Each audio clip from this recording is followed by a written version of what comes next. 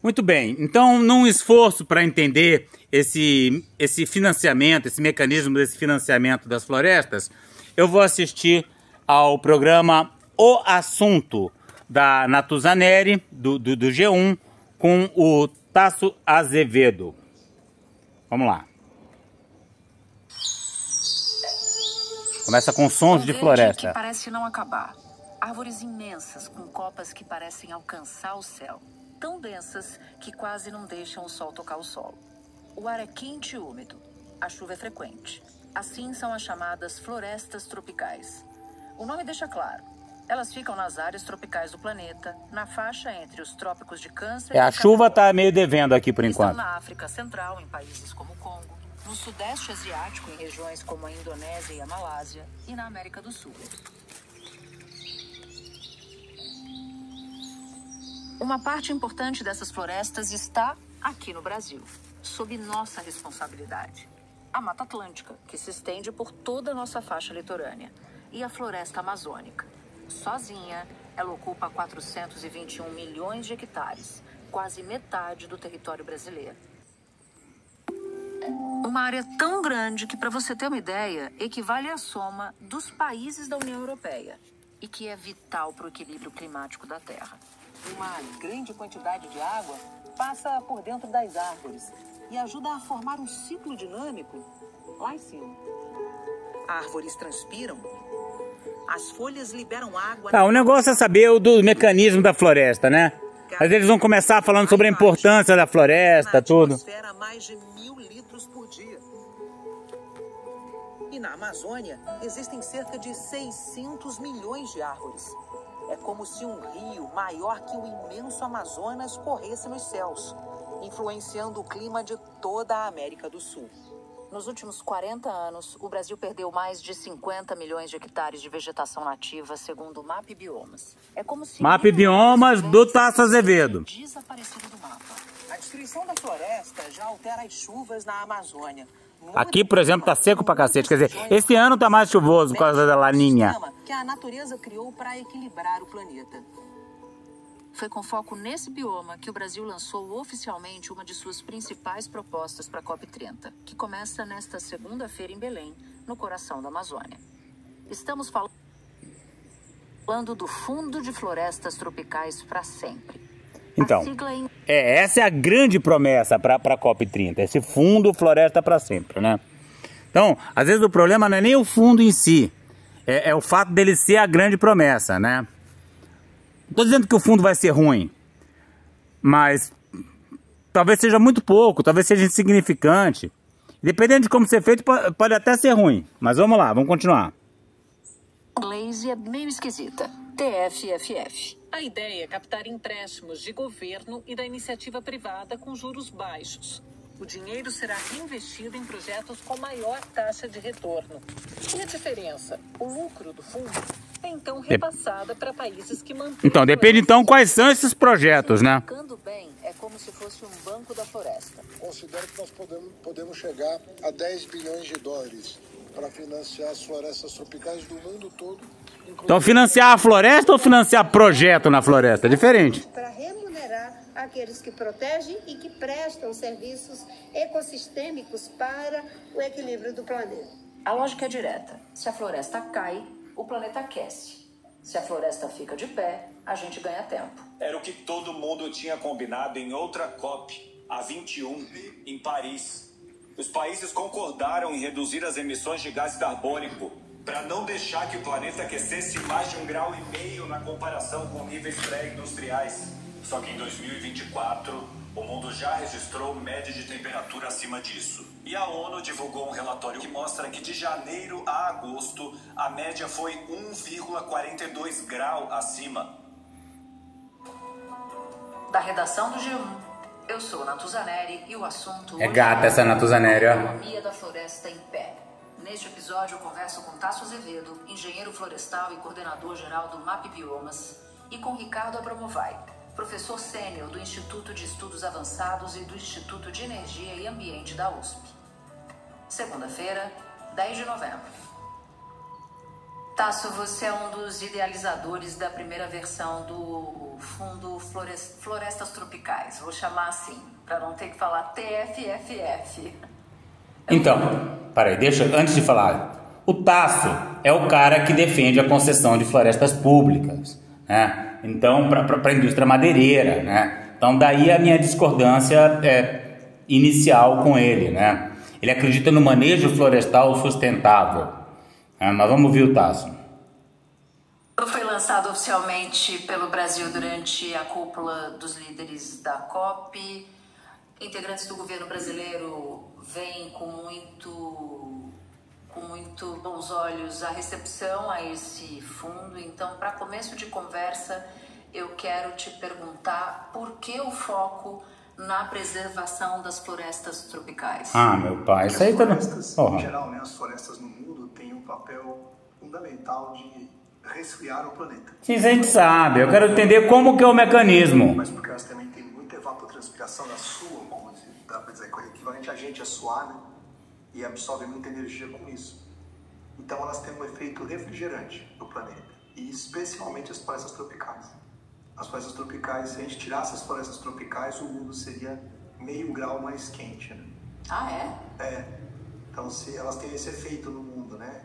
Ela retira muito carbono da atmosfera todos os anos, mais ou menos 1/3. A Amazônia já emite mais do que retira. Por queima de combustíveis fósseis é retirado da atmosfera pelo crescimento das árvores, especialmente nas regiões tropicais.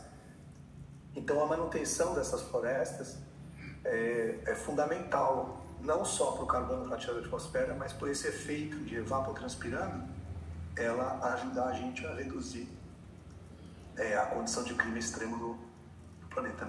Então a ideia nesse fundo, quando a gente pensou ele, era a ideia de que, independente do que aconteceu no passado, do que vai acontecer no futuro, se uma floresta está aqui no começo do ano e continua aqui no final do ano, durante esse ano, ela fez um serviço importante para todos nós. Sim, eu quero entender como que essa merda vai funcionar. Como que esse fundo vai funcionar? Porque ele é considerado tão inovador. Perfeito. Muita gente na COP, inclusive no encontro pré-COP, na verdade, elogiando países, dizendo que ele tem uma tecnologia, digamos assim, inovadora e tal, em comparação com ações anteriores. Eu acho que a parte mais interessante da inovação não é a que está sendo falada, não é o mecanismo financeiro.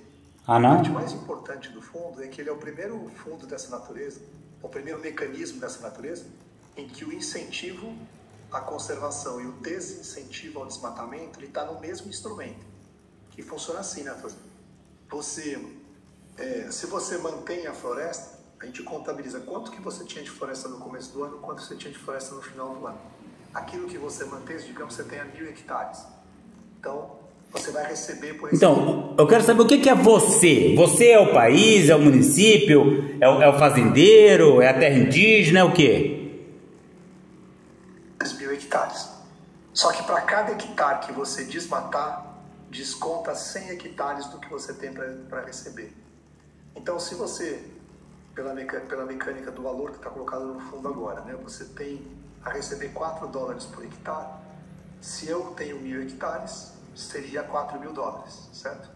Mas se eu desmatar 1 hectare, eu tenho que descontar 100 hectares do que eu vou receber. Então, em vez de receber $4.000, eu recebo $400 a menos, porque eu desmatei aquele 1 hectare. Então, ele é um incentivo que, assim, que funciona um pouco assim, né? Você conhece essa coisa de um incentivo econômico, quando as pessoas... Então tem essa coisa, né? Você ganha pelo hectare preservado e o hectare desmatado ele conta 100 vezes mais, né? Então se você tiver 100 hectares e desmatar um, você não ganha nada.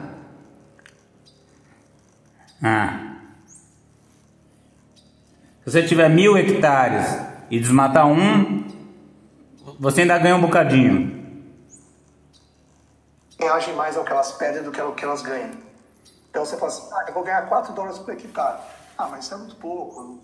Mas se você desmatar, você perde 400. Então essa é um pouco a conta que foi montada. Essa é a parte mais criativa e eu acho interessante do mecanismo, é ter as duas coisas juntas. Mas quem que ganha? É o município? É o país? É o fazendeiro? Porque quem desmata é o fazendeiro. Você tem um mecanismo em que você paga por isso no conjunto de um país. O país usa esse recurso para fazer novas atividades de conservação. Então é o país que ganha. Tá? Então o país que ganha, mas quem ganha se desmatar é o fazendeiro. Então já tem um conflito de interesse, né? O país teria que botar uma pressão em cima do fazendeiro, né? Certo. Áreas importantes, como a área de educação, saúde, o que ele quiser fazer, que seja importante. Né? E aí levando em conta que esse dinheiro já vai estar programado para algum lugar, né? Uma economia não pode perder, um país não pode perder uma quantidade imensa de dinheiro.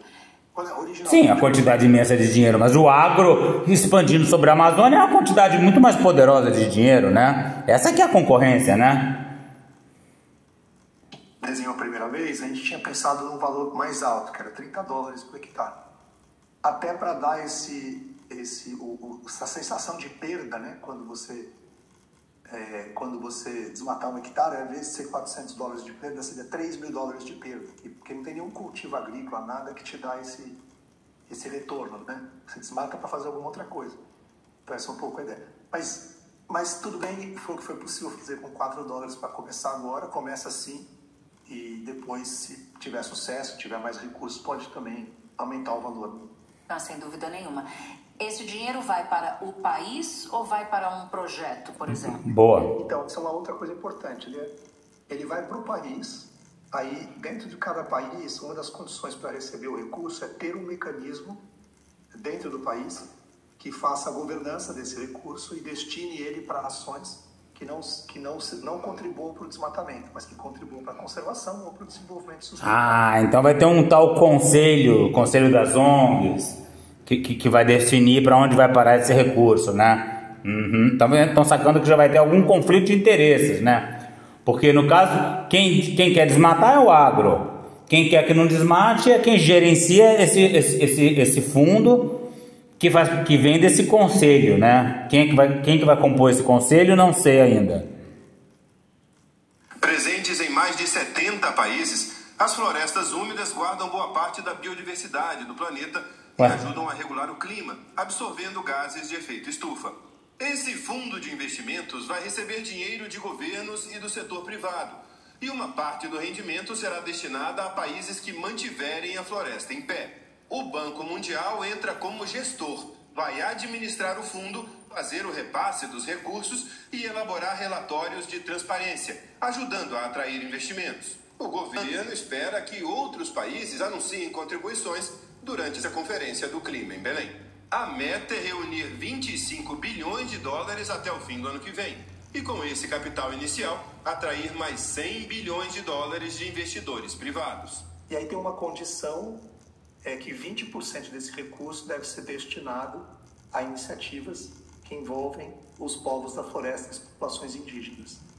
Então essa é uma das condições previstas para... Mas que iniciativas são essas, né? Outras coisas também que o país tem que fazer, por exemplo, o país tem que estar com o desmatamento em queda, não pode estar crescendo o desmatamento. O Instituto Nacional de Pesquisa... Não pode estar crescendo o desmatamento. Agora, queimada entra como desmatamento? Ano passado teve uma quantidade de queimadas imensa na Amazônia. Aí, vamos supor, tem um ano mais seco, queima pra caralho a Amazônia, aí o Brasil já começa a ganhar menos do fundo, é isso? Divulgou nesta semana dados do sistema do Programa de Monitoramento Desmatamento por Satélite. Apesar dos registros deste ano, esse levantamento aponta uma redução de mais de 11%. Segundo o PRODES, sistema que integra o Programa de Monitoramento dos Biomas Brasileiros do Instituto Nacional de Pesquisas Espaciais, a taxa estimada de desmatamento na Amazônia é de 5.796 km², o que representa quadrados, é paraense, 0,08% em relação a 2024, marcando o menor índice dos últimos 11 anos. Então tem umas outras condições, mas essencialmente o recurso vai para o país, e dentro do país, cada país terá as suas regras, os seus mecanismos, de utilização desse recurso. E, Tasso, como é que você avalia a proposta apresentada pelo Brasil? Você está otimista com ela? Está pessimista com a iniciativa? Como é que está teu humor em relação a isso? Não, acho que é uma proposta importante, interessante, é uma inovação. Ele tem uma questão que é o mecanismo financeiro apresentado, ele é um pouco complexo demais, né? Ninguém explica. Até para explicar, às vezes o pessoal fica um pouco perdido, né? Como é que vai funcionar? O que são esses 125 bilhões, né, que está sendo falado e tal. Então, essencialmente é o seguinte, esse mecanismo vai ficar dentro do Banco Mundial, que vai ser o gestor, né? Aí o Banco Mundial vai emitir títulos de dívida que pagam 3% ao ano.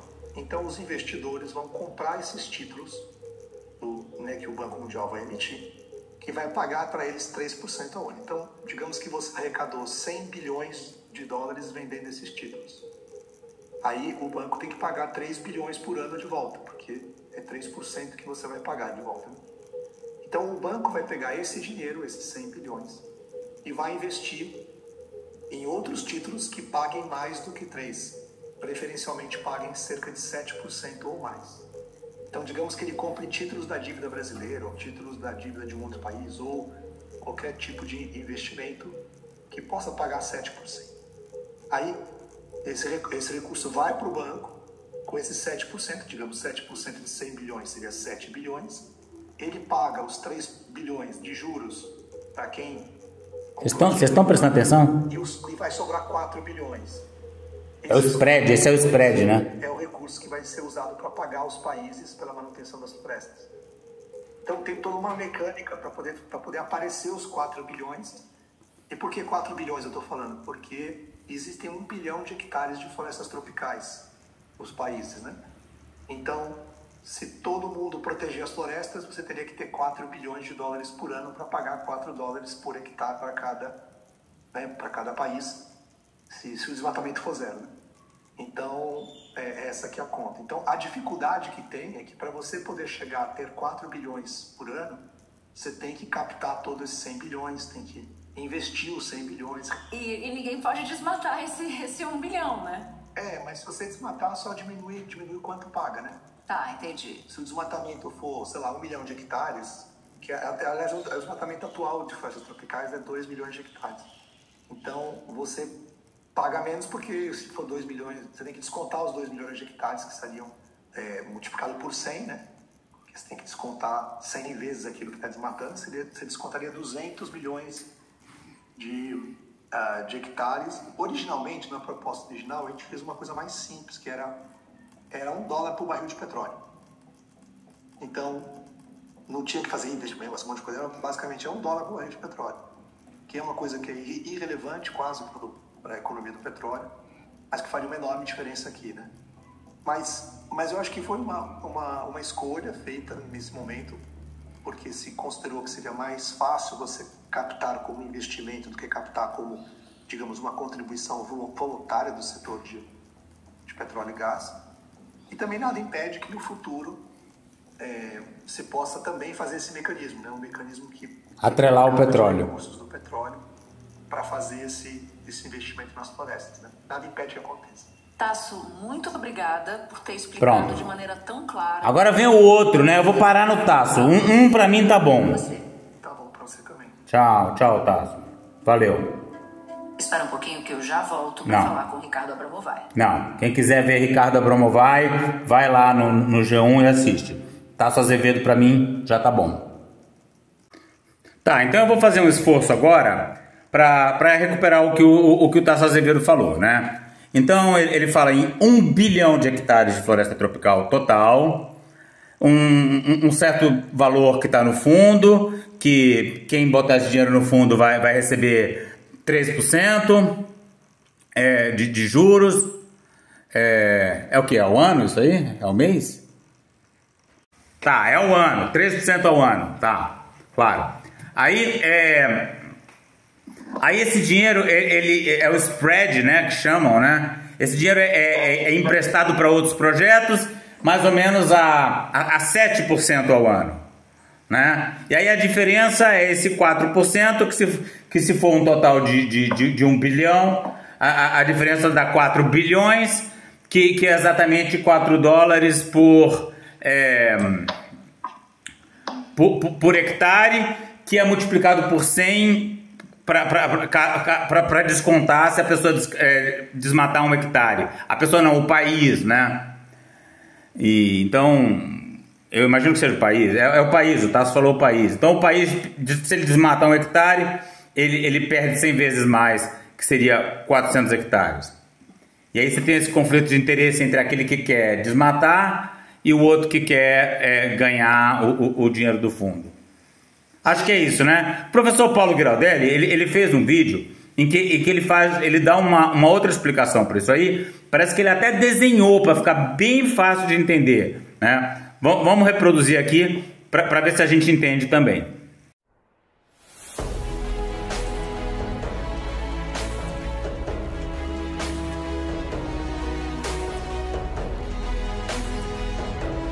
Quanto mais rezo, mais assombração aparece. Ah, meu Deus, eu espero que a assombração não seja eu. Quem quiser ver o vídeo completo do professor, vai lá, né? Professor Paulo Giraldelli, @Papo Coruja, tudo junto. Vamos direto para o pedaço em que ele explica direitinho o mecanismo de funcionamento desse fundo. Ele até desenhou. Não é o dinheiro que você põe lá que vale.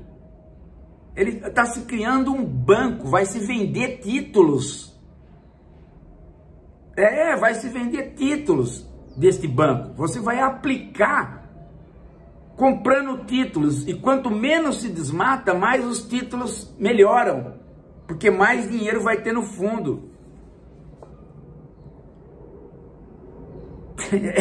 Entendeu? É um banco onde o não desmatamento gera títulos mais poderosos. Então, essa é a ideia. Então, não é o dinheiro que vai entrar para o banco, mas é o dinheiro que vai ser vendido em forma de título. Não vai ser um título, o título que vai pegar os ricos. Não.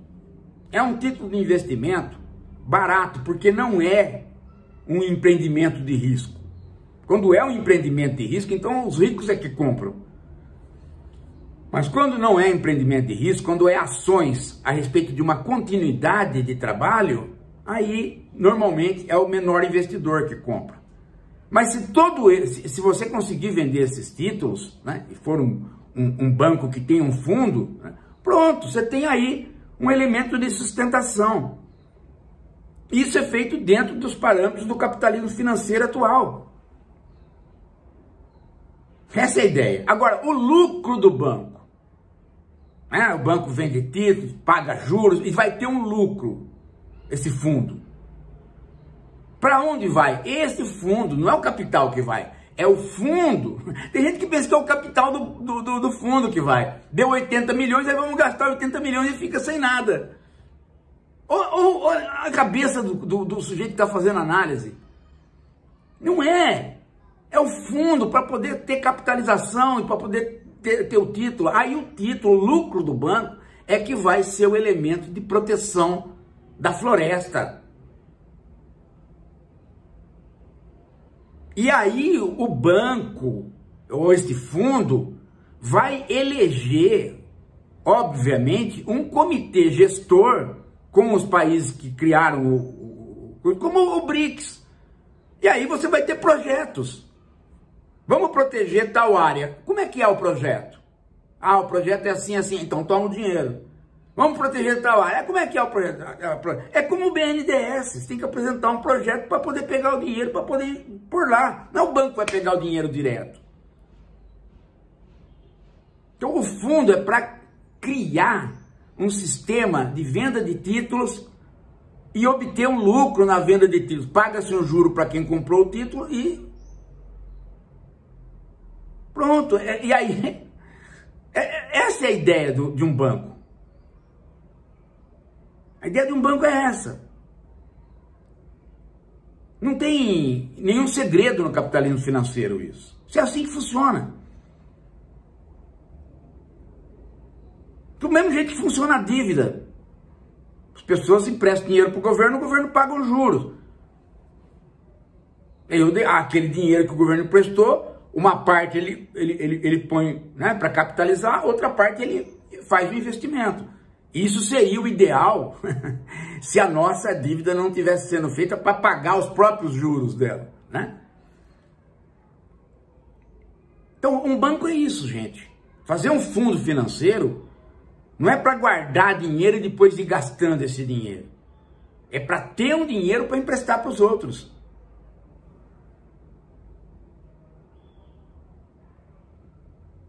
Você pode emprestar para os outros dinheiro, né? E eles vão investir em alguma coisa.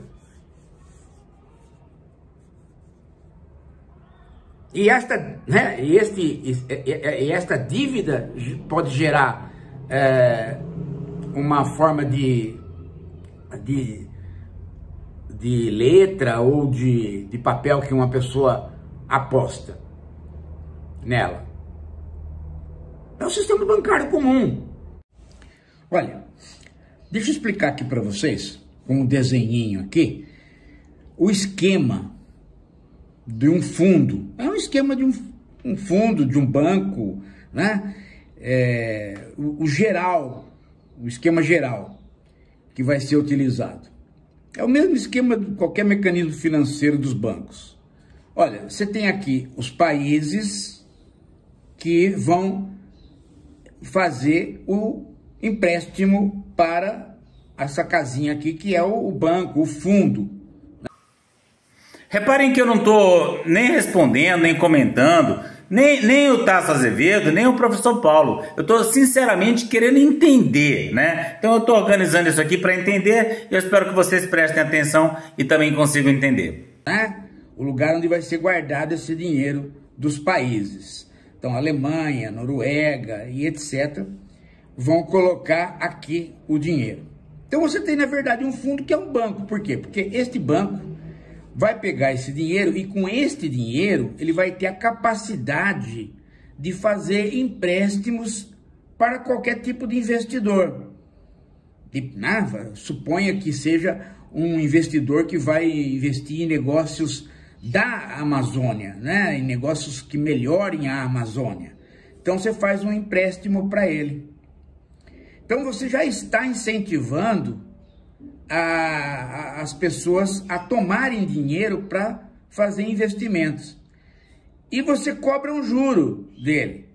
Você cobra um juro barato, de 20% ao ano, para que ele possa ficar, né? Esse investidor aqui pode ficar incentivado a tomar o empréstimo. E aí ele vai fazer o negócio dele lá na Amazônia ou em qualquer outro lugar que preserve a natureza, né? Se preservar, o banco aprova o empréstimo e ele paga os juros. Bem, o banco vende títulos para outras pessoas. Títulos, né? Esse fundo aqui vende títulos. Pessoa qualquer que quer ganhar um dinheirinho em cima do banco. Então você vai lá e compra um título do banco e ganha um dinheirinho a juros. De quanto que o banco vai te pagar? Vamos supor que ele pague 10% ao ano, né? Para você que comprou esse título do banco.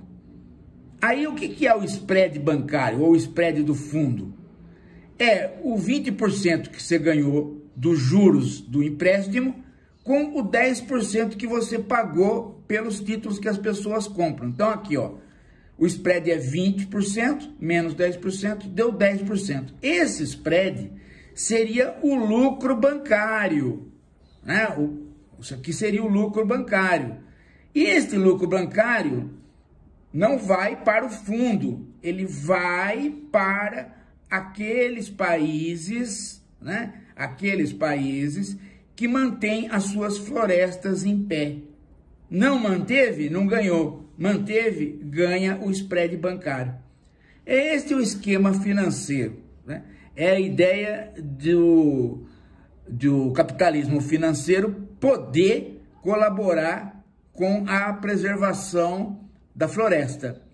Você pode fazer esse esquema aqui para um monte de coisa, e é feito para um monte de coisa, mas nesse caso é feito aqui para a preservação da floresta. Então, esse dinheiro aqui, né, é que vai ser devolvido para os países que mantiverem a floresta em pé.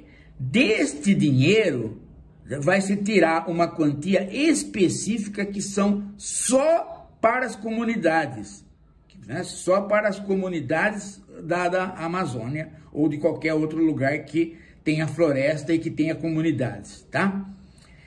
Então, quanto mais países você tiver aqui, maior o fundo, mais capacidade de empréstimo, mais juros, pode vender mais títulos, aumenta o spread bancário, aumenta o benefício aqui, tá?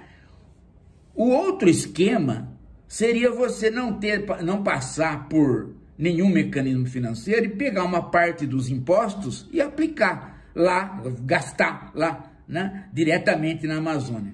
Mas ele seria bem menor do que o spread, né, nesse tipo de aplicação. É isso. Simples, tá? Agora, como é que são os mecanismos de distribuição desse dinheiro? O problema é aqui, né? Para quem que vai emprestar? Para quem tiver realmente capacidade de fazer bons investimentos. E aqui você tem que ter uma gerência.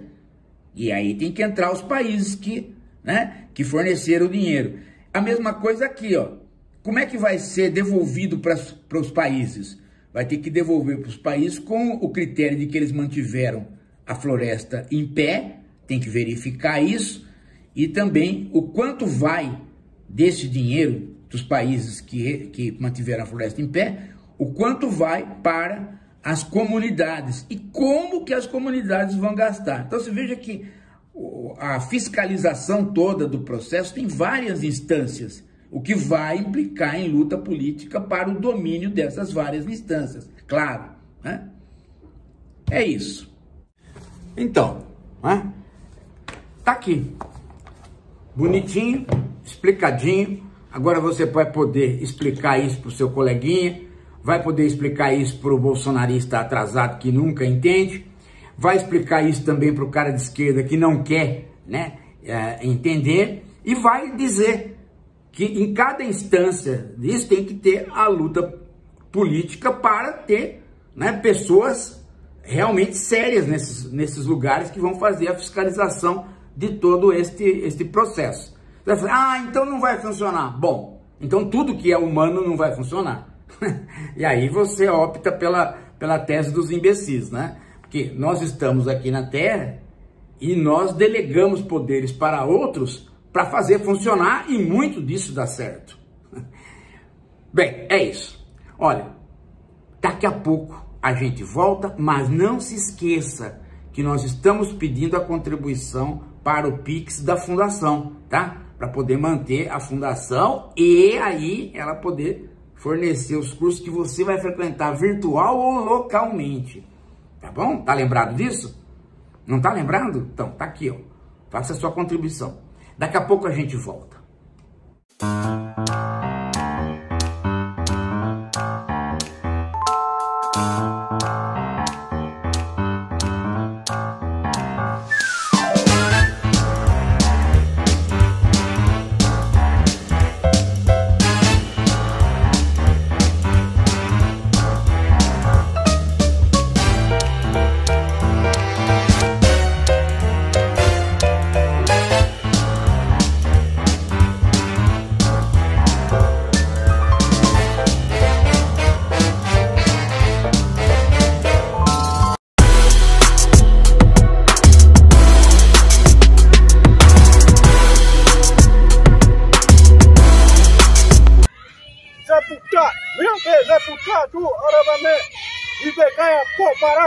Para saber mais e participar dessa luta radical pelos povos indígenas, a floresta tropical e a biodiversidade de modo geral, inscreva-se no canal, deixe seu like e comentário.